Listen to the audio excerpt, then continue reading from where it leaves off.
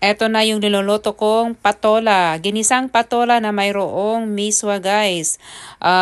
Ang rekado nito ay bawang at saka sibuyas guys. Tadtarin natin mabuti yung bawang guys at hiwain natin ng mabuti ng maliliit ang ating sibuyas. Depende rin sa inyo guys. At saka igisa nyo muna yung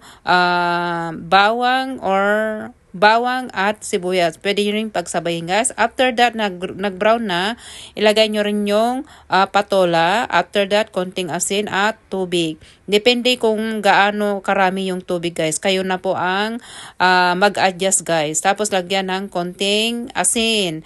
At tapos isabay nyo rin yung nor cubes. Ayan na po guys. Tapos after that, miswa na agad. Madali lang maluto guys to. Hindi po siya matagal lutuin. Pangmadalian lang to guys. Pag nagustuhan nyo itong video guys, paki-share at like. Mag-comment din kayo guys. Eto, mamaya lutong-luto na yan mamaya. Maluluto na yan mamaya guys. Lutong-luto na. Maluluto na yan mamaya. Dahil naka-voice over ako, siguraduhin ko na nakatapat sa aking mga sinasabi dito guys, okay?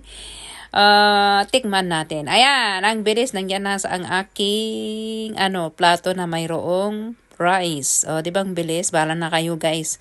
Basta sa akin sure ka na. Pamilisan na ito guys. Alam nyo guys, masarap ang patola. Hindi po ako naglagay ng karne dito guys. Hindi po ako naglagay ng karne. Ang ko lang ay ginisa ko lang siya ng sibuyas at saka bawang. Hindi ko rin siya linagyan ng kamatis. Nakalimutan ko rin siya lagyan ng luya. Dahil ako ay gutom na. Dahil ako ay gusto ko yung veggies naman na walang karne for today. Talagang pinupos ko yung sarili ko na mag-diet guys. Kung kayo po ay gusto nyong mag-diet at mga healthy foods, ganito ang gagawin nyo guys. At wag din kayo mag-inom ng soft drinks. Tubig-tubig lang kayo kung gusto nyong magbawas ng timbang. Okay? Kung gusto nyong magbawas ng timbang, gaya ang tips ko sa inyo ay uminom kayo ng maraming tubig sa umaga na maligamgam. After half hour guys, doon na kayo magkape-kape at mag-breakfast. Depende sa inyo guys. Kayo na po ang mag-adjust. Ako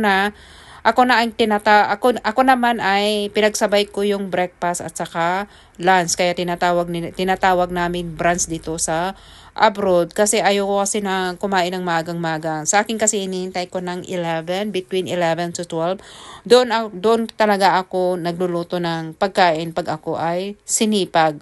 Okay? Tapos yung napakasimple lang. Pero kahapon guys, nakita nyo yung sa aking ay sardinas lang.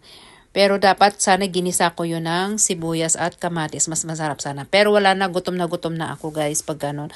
Kasi galing ako sa labas. At that time, naghatid kay meron pa akong pinuntahan. Kasi pagdating ko na dito, gutom na ako kasi nasa 11 to 12 or 1 na yata yun. So sorry guys, okay? Pag nakita nyo guys, ang isda sa baba, ay isda talaga.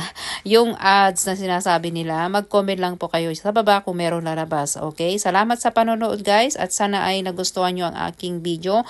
Kung mabilisan naman yung pagsasalita ko kasi, ina-adjust ko kasi doon sa aking kinuhanan ng video. Kasi naka-voice over lang ito guys. Hindi po directly kasi hindi ako pwedeng dito guys kasi nakikinig po ako ng musika. Baka tayo ay makopyright. Okay guys?